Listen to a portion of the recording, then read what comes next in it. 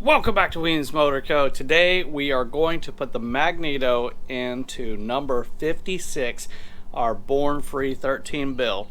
Stick around.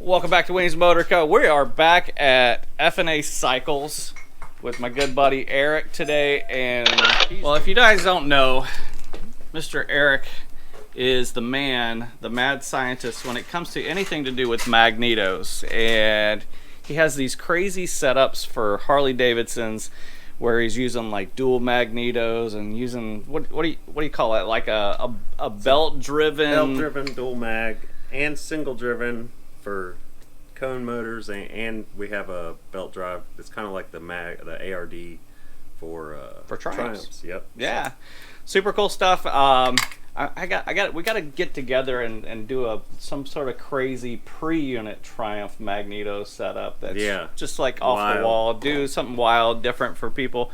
But if you're looking for magneto parts, that's what he's doing. He's literally in his hands. He's building my Born Free magneto. But if you are looking for magnetos, magneto parts, headlights, because all kinds of motorcycle parts. The headlights, you've seen them probably on every show motorcycle that's came out in the last year. Features his pancake headlight on it. You got tail lights. You got just all kinds of oil crazy. Pressure indicator. A lot of just FNAcustomcycles.com. That's it, man. Go to his website, buy something from him, because I mean he's doing it up. He's the mad scientist. What I like to call him, the mad scientist. So, magneto, how does it work? It generates its own electricity to power the coil, and it's a self-contained unit that just creates its own spark for the spark plugs, and whenever they're spinning, they're really powerful. They put out a lot of voltage, and they will shock the crap out of you really quickly. They're really good on Triumphs too, because they like to foul plugs with electronic ignitions, and they don't foul plugs with mags. Because they just power through it. It's just gonna burn right through it. Yep. So it's a mechanically operated mechanism that uses magnetic energy and converts it to electronic this part current. In here is a magnet, basically spins around in the iron core, and then it charges up. The coil goes here, charges up the coil, and the coil sends it out to a point. The point's discharged at the right moment, and then that sends a spark out to the spark plugs. So you don't have to have a battery to run these bikes. Basically, the only reason you have a battery is for your lights, and that's about it. So it's a really cool system. Yep. I'll let you get back to work, Eric, and I'm gonna walk around and look at all of his cool parts he has around the shop.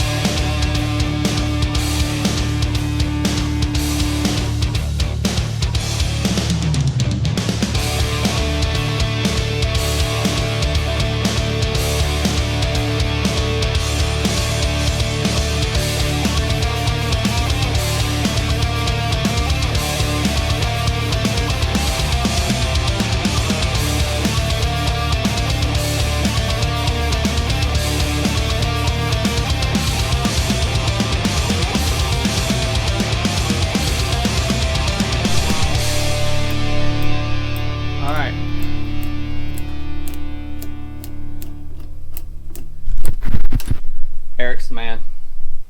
Sparky. That's all I do. He's gonna make the motorcycle run with his fingers.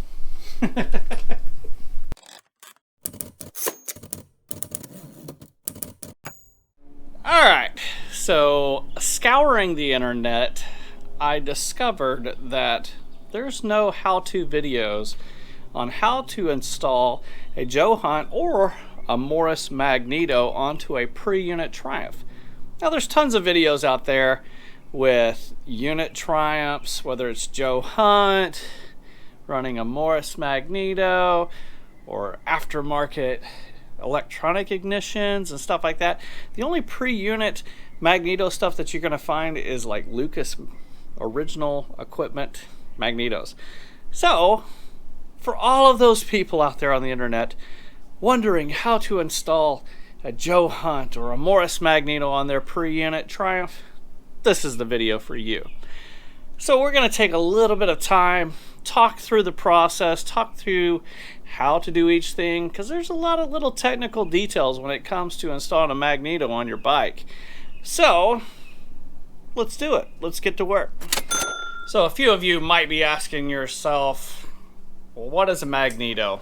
Well, a bunch of videos back I did a video talking about the Magnetos that came out on pre-unit Triumphs. We talked about Lucas Magnetos, BTH Magnetos, but essentially what you guys need to know today that is Magneto is an all-in-one unit that uses mechanical forces to generate electricity.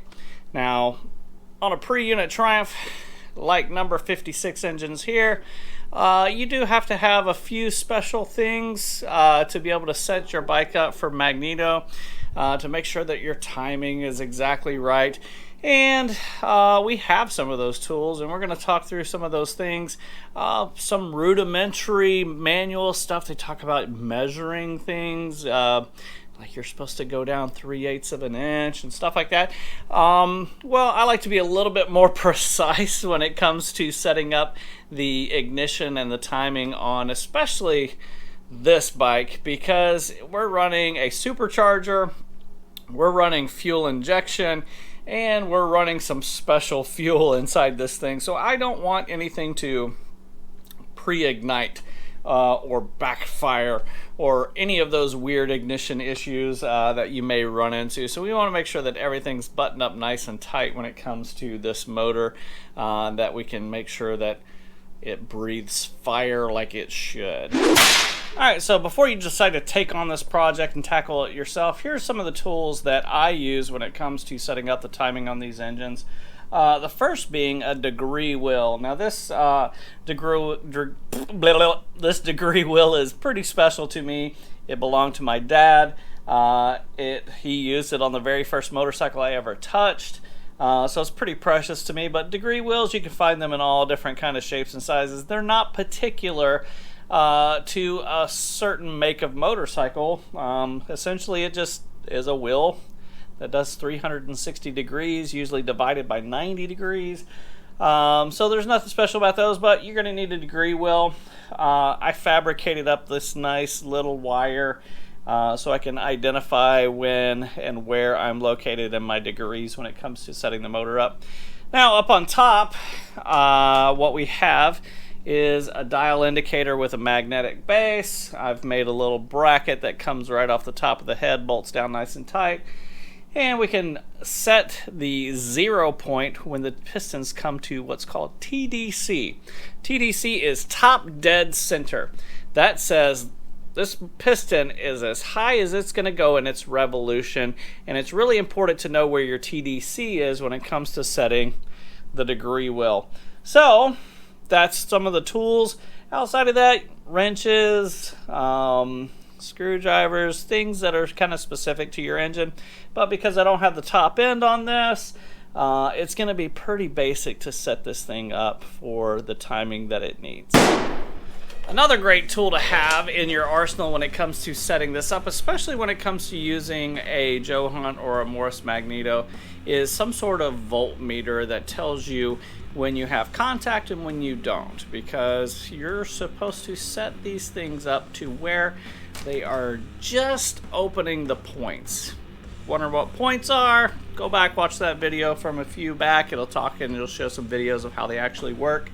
Not going to go into those details, but on the Joe Hunt Magnetos, the Morris Magnetos, and pretty much all Magnetos, it's really good to have a voltmeter to tell you when continuity has been broken. Alright, so here's the Magneto we are running. This is actually a Joe Hunt housing with all Morse Magneto internals. Why would I mix and match? Morse, I think, makes a lot better internal parts for these Magnetos. They have a lot hotter sparks, so it's kind of that. Not only that, but this housing is a housing for a Harley Davidson. I've had to do some modifications to the actual housing, make a bracket so it actually mount onto the Triumph Preunit motor. But you can buy these Morris and Joe Hunt Magnetos that are direct fit for either your unit Triumph or your Preunit Triumph, straight from their websites.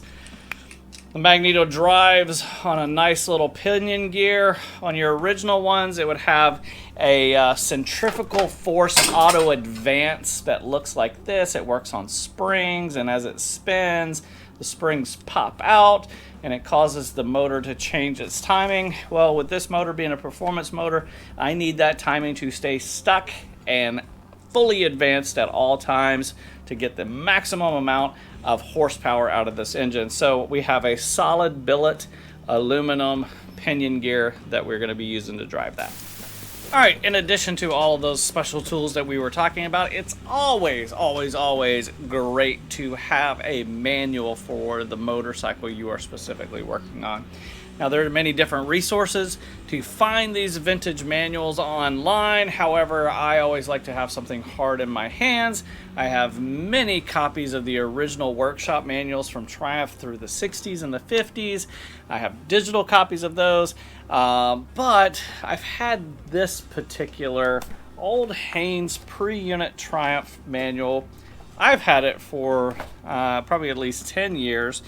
But I'm going to tell you, this has been in my family since the very first motorcycle I ever touched, my dad's 1949 Triumph. It's pretty cool to still have this. I can see little notes in there that my dad made. I can even find a place in there where I was scribbling and writing my name inside this manual, so super neat to have it. But it's always good when it comes to finding those technical specifications when it comes to setting up your timing. So, talking about setting up timing, when you look in your manual, you're going to see a cool little diagram like this. Now, what do those little circles mean? Well, those are actually the cam pinion gears. And on those cam pinion gears, there are these little marks. And when you're doing your initial build of your motor, you have to time those cams so that they're in the exact right places in correlation to the crankshaft. So that's what we're going to look at right now. Okay, so as we're looking at the pre-unit cam gears and the pinion gear and the crank gear, you'll see these little marks that are on there. I highlighted those with a red dot, just makes it easier to see, especially for you guys on camera, how to line those up. Now simply you just put your crankshaft, the bottom gear, lined up with that dot facing the top. Then you take your slider pinion, which comes in and out, and you slide that into place to line it up with that crankshaft. Then pull it out a little bit and rotate these cam pinions around and line those little dots. The most important thing is those dots all have to line up, and they have to line up perfectly to make sure that your motor is timed correctly and your cams are lifting and dropping the valves as the crankshaft turns around and moves the pistons up and down. But something special over here on the intake pinion gear, you're going to notice that there's actually two markings on there. There's a dot and then there's a dash. The dot represents a detuned Triumph model, mostly made for low-end torque and not really performance based. So we wanted to make sure that this thing is in the highest performance setting that we possibly can, so we advanced it over to that higher setting. So make sure that you look at your manual, know what bike you're setting up and how you want to set it up for your application when it comes to lining up your pinion gears. Alright, so once you got those pinion gears all lined up, the next thing you want to do is bring the motor up to TDC. Talked about that, top dead center. And basically I have a gear just on the back side of the motor, something that's easier for me to grab. and you rotate it so the pistons can come up. And when they reach that peak place, you can see in your dial indicator, it'll come around and you'll see it get to the top and then it'll move back.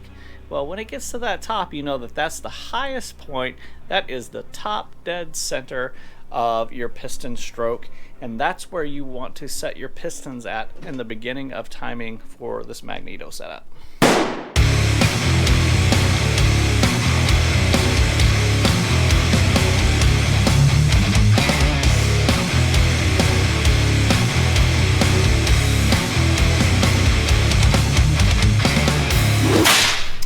Alright, now that we have that piston at the top dead center, we have it zeroed out with our dial indicator.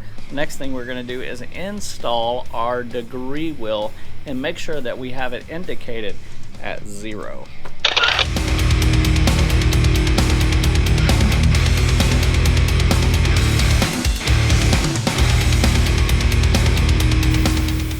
Alright, now that we got that degree wheel set in and set at 0 degrees, we want to make sure that we go back to the manual and we reference where our fully advanced degree timing should be set at.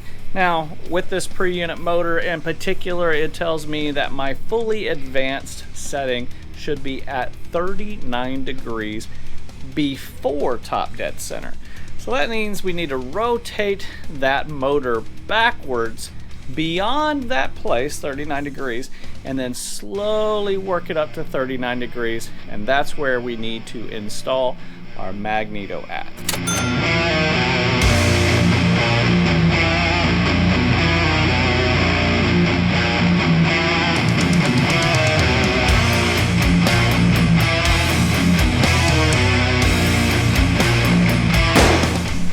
So the next step is to make sure that the points, when fully opened on your particular magneto, are set up to the specifications for your particular magneto. On this one, I know it needs to be set at 15 thousandths clearance. So just loosen a couple screws, make sure that it's open at that maximum point, tighten it down, good to go.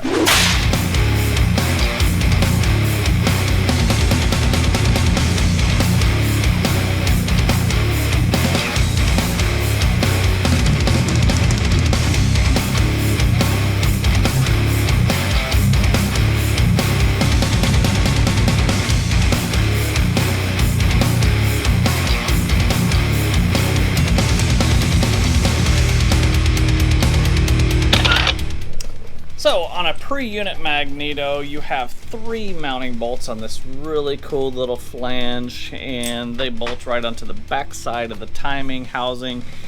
Main thing that you want to make sure that you do is you place a gasket between those 2 surfaces, because there is oil inside of the timing chest, and you do not want to get that oil leaking and affecting the magneto, essentially getting in there and causing all kinds of mess to happen. So make sure you use a nice gasket and you torque it down properly.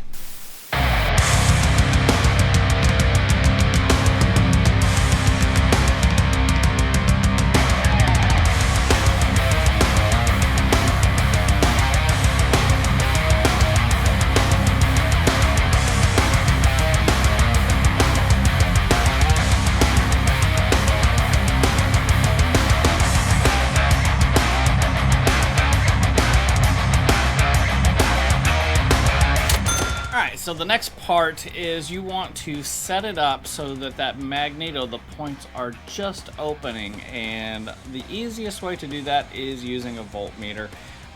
Many different settings you could do on a voltmeter, but I like a voltmeter that has a continuity check, and it's an audible beep when it tells you that you have connection. So we're connected, and now we're not connected. Connected, not connected. Pretty easy. So we're gonna put this up on the points, and so we know when they're touching, it'll make this noise, and when they separate, the noise stops. So as soon as that noise stops, I want to stop the rotation of that magneto, and I usually mark the very end of that magneto with where my alignment should be, just in case anything gets knocked loose during the assembly phase. So once more, continuity, not continuity. Now, something very important to remember is when you're using this technique with a voltmeter is that you unhook the condenser. I went ahead and unhooked all the wiring just so I make sure that there's no kind of electrical interference and that when it disconnects, it will disconnect as it should.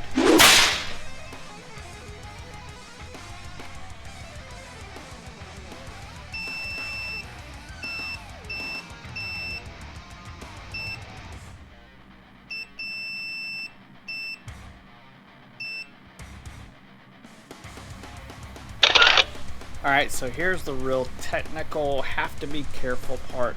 So we got it to where those points are just opening, and now we have to put on the pinion gear without rotating the magneto. All the time that this is a tapered shaft, no keyway, it all just works on friction, so you have to be very careful as you do it, lining everything up, getting everything just exactly where it needs to be. Let's do it.